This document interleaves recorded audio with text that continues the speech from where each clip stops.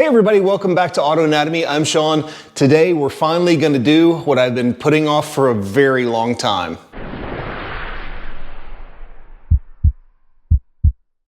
So as I told you in the last video, I've been putting off doing the floors on the Corvair for a long time, and I really don't know why. It's not like they're very difficult, and I've done floors on a couple of projects before. If you remember our 1952 Chevrolet, I did the entire floor pan in the car. Front pans, rear pans, everything. It had absolutely no floor. We also did the front floor pans on our 65 Mustang Project Code Blue. Compared to those, this is like a minor job where it's just a few little holes. But for some reason, I have not been wanting to do it, but today's the day that we're gonna get started. Before we do, make sure you hit that subscribe button and click on the bell to be notified when any new videos come out. It's an absolutely free way to help support our channel. I really appreciate it. So coming inside the car, you can see we've got a few little holes, maybe not so little holes, where the floor pans have just rusted, and most of it is just tiny little like pock marks, with the exception of like this one and this one here. And you might be asking why we're not just replacing the entire front floor pans. In some ways it might actually be a little easier, but in other ways it's not. It's a lot more metal to cut out, it's a lot more expensive to do, and takes a lot more time to do right. But we're gonna do this right. We're gonna cut out all of the old rust, we're going to seam seal it, and then coat the entire floor in Pour 15. Enough talking, let's get to cutting. All right, so I've got all the seats pulled out and just hit the floors real quick with a shop vac to pick up some of the loose stuff. And you can see I've marked out just some of the rough areas where I'm gonna have to replace. And most of it is just, you know, like rectangular pieces. This is the only one that's gonna be a little bit trickier just because there's a curve right there, and then it curves back up right at the seat pan. You know, again, it probably would have been easier to replace the entire floor pan, but this is what we're gonna do. So let's get started cutting.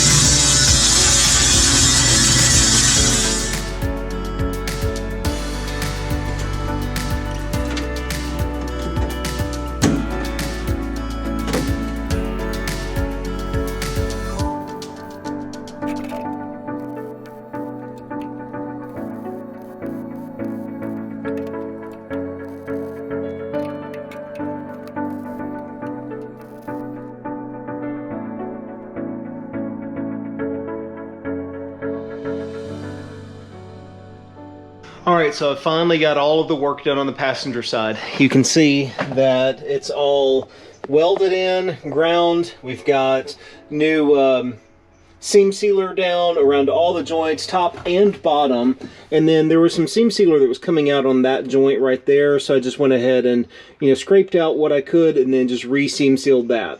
Now I've got to get to the really big one here, which is not that big, but it's the area right under the driver's pedal. So it's this part right here. Now there's a cover that goes over this, and it kind of comes up here and then comes behind the gas pedal a little bit. So it curves up, and it's really not that big a deal. It's just more work to do.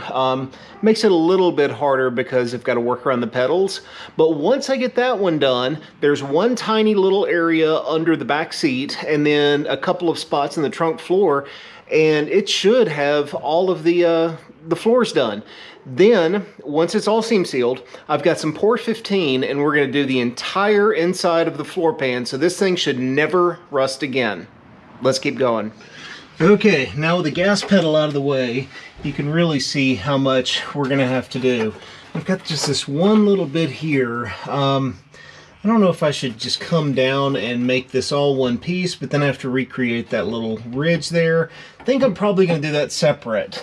So let me just kind of roughly draw out the piece that I'm going to need. I want to try and avoid some of these ridges just to make it easy if I can, as long as that's still good metal. All right, now that I've got that rough area kind of marked off, let me cut that out and see. Gosh, that's right up there against that firewall. I don't want to have to cut that too. This is going to be trickier, but we got to do it. It's the last big piece.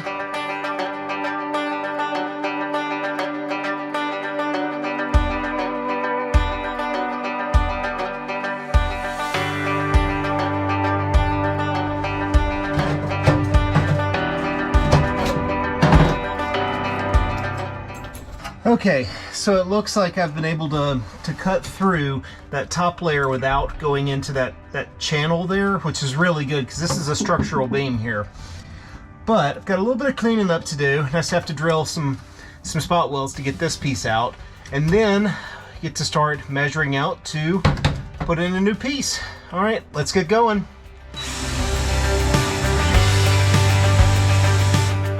So I think I'm going to end up making this in two pieces just to make it a little bit easier.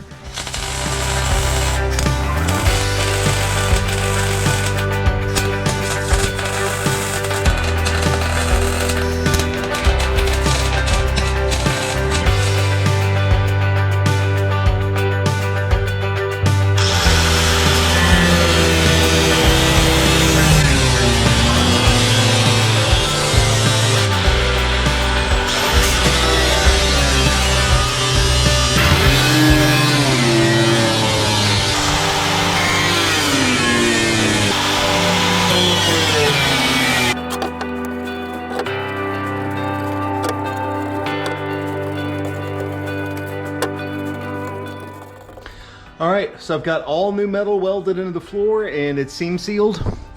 I've got the floor is all vacuumed out now and just waiting on a little bit more of the seam sealer to dry. Then we'll take some Pour 15 and seal the entire inside of the car. And then at that point we should never have rust issues again with the floor.